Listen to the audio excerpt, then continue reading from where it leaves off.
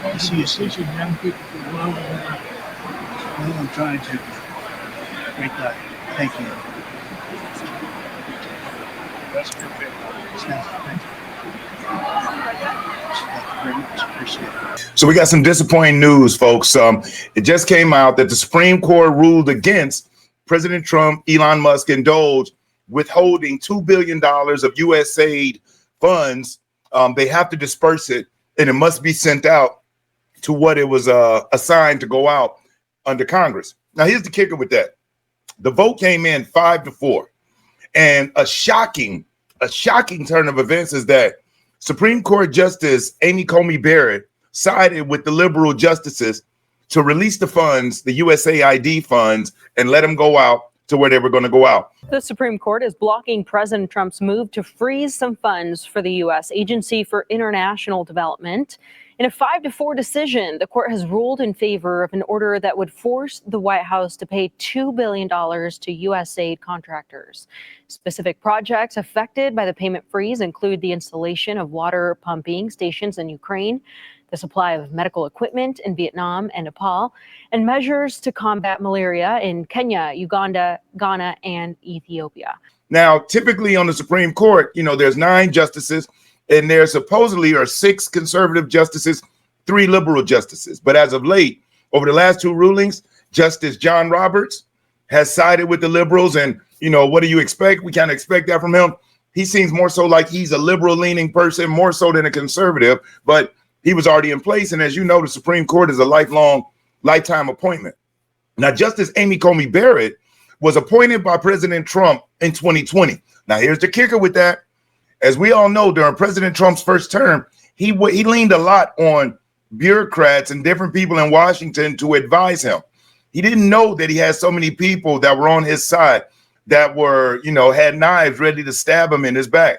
And so we really don't know if Amy Coney Barrett was a plant until we watch this stuff play out. But as of late, this ruling especially, it makes you wonder, how can a Supreme Court judge, after all of the waste and the fraud and abuse that's been found, how can she in good conscience, how can any of them in good conscience vote for these funds to be released? Now, we know, Justice Jackson and, and some of these other ones, we expect them to do it, but not Amy Coney Barrett. And Justice Barrett has been catching a tremendous amount of backlash. Now, one positive note, if there is a positive note in this, is that now, even though the Trump administration has been forced to let these funds go, they have to let them know what the funds are going to be used for. So they can't stop the funds from being dispersed. But what they can do is bring a bullhorn and let everybody know what the funds are going to be used for. You kind of shine light right back on those corrupt lefty lunatics and on these Supreme Court justices. So in this video, I'm going to show you some clips and kind of share with you what's happening and the backlash that's going on with Justice Barrett. And there were the justices who dissented. And when they're in their dissension, what they wrote is that they did not believe that a lower court judge, because that's really what this is about. You had a lower court district judge, liberal district judge, that blocked the president from freezing the USAID funds. And so you do know that this is going to open up the floodgate of district judges putting their, want to be activists and sticking their hand in the pot, trying to block the president at every single turn. And we also have close to 100 other issues that are going up before the Supreme Court, like Elon Musk and Doge. So we got to watch how that plays out. Luckily, Elon Musk and Doge have found almost $1 trillion in waste, and I say only, $2 billion in USAID is forced to go out. But $2 billion is a whole lot of money to cause a whole lot of problems for us Americans and for the Republican Party, especially since we know what they've been using it for. So check out this clip here as Newsmax talks about the outbreak and just what this ruling from the Supreme Court, this 5-4 ruling from the Supreme Court means for Americans and for USAID funds. Check this out. Nation legal contributor Jesse Weber joins us now. All right, Jesse, I'm going to get to ACB, as she's known, here in a second, and why there's some backlash for her. But what about the decision today? What did the court decide, and how is this a setback for the Trump White House? It's a major setback. They ruled against the government. They ruled against the Trump administration because they refused to lift a lower court judge's order that prohibited the federal government from suspending foreign aid. And we're talking about money that now has to conceivably be paid out, $2 billion in reimbursements for work that had already been done. And the Supreme Court instructed the lower court, who issued this order, they now have to give guidance to the federal government about how exactly and when exactly they're going to pay out this money. So it's a big loss to the Trump administration. So Amy Coney Barrett went against Gorsuch, went against Kavanaugh, the two other Trump picks in the first term. It's not the first time that's happened recently. There was an image last night at the State of the Union address where Trump kind of casually went by her. They had to look at each other. And there's some furor on the right for Amy Coney Barrett. Is it deserved? Here's the problem. The majority, including Amy Coney Barrett, didn't give a reason why they did this. So this leads people to speculate, was this based on the law? Was this based on a hatred or an anti-Donald Trump perspective, something the government's doing? Look, the argument could be that when you look at the dissent from the conservative justices, they make really good arguments. Their arguments were, A, does a lower court judge have the power to compel the federal government to pay out $2 billion? Talk about the harm to the federal government and the taxpayers. That's $2 billion they are not going to be able to recover. Why?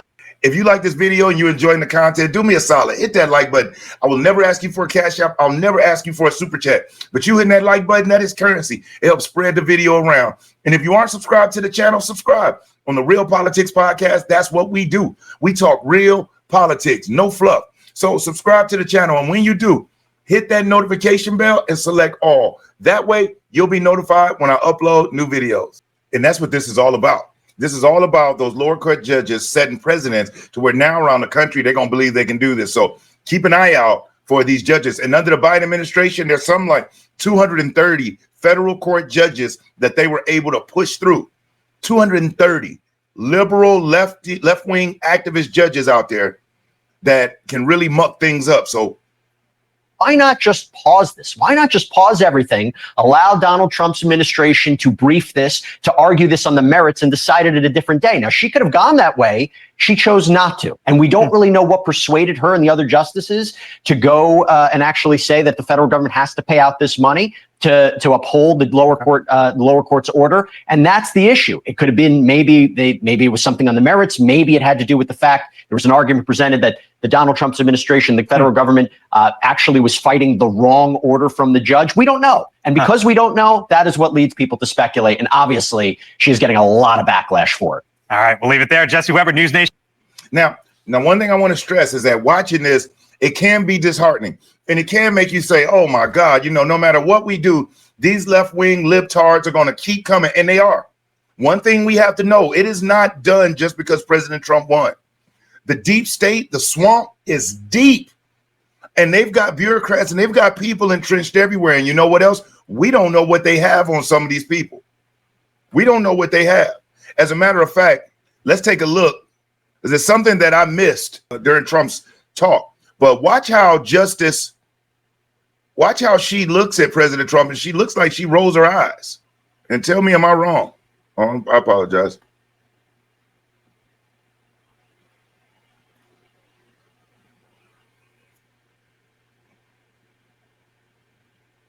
Let's look at her.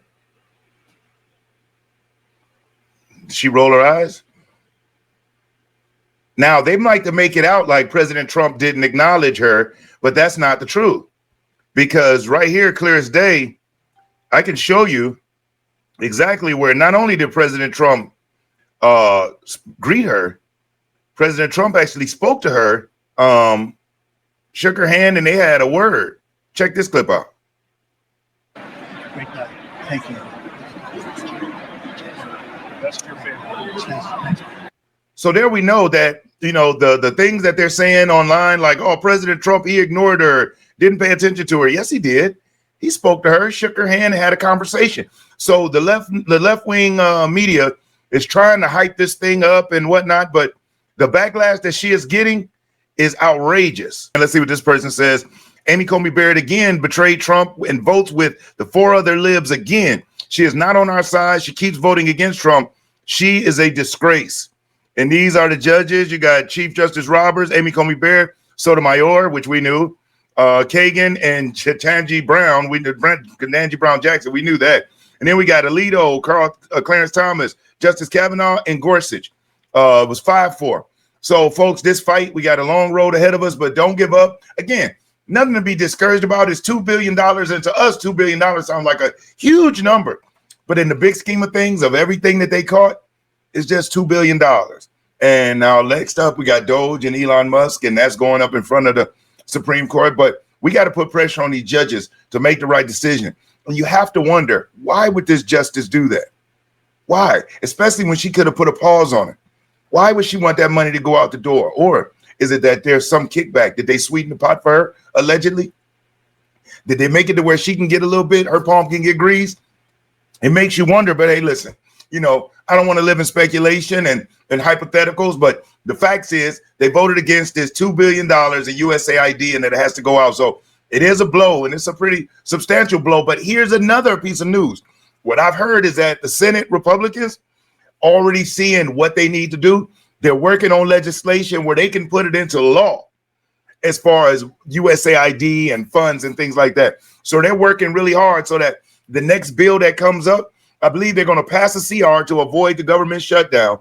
And then in the next bill, not a CR bill, but an actually omnibus, they're going to put it in there. Rand Paul and several other Republican senators see the play. They realize they have to remove it out of the Supreme Court's hands.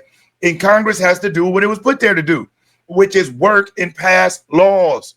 So hopefully this motivates them and puts a battery in their back where they can do what they need to do to help the American people. But as of right now, the Supreme Court ruled 5-4 against the Trump administration, and they do have to release $2 billion in USAID. So get ready for the liberal media dancing and singing about it, and pay attention.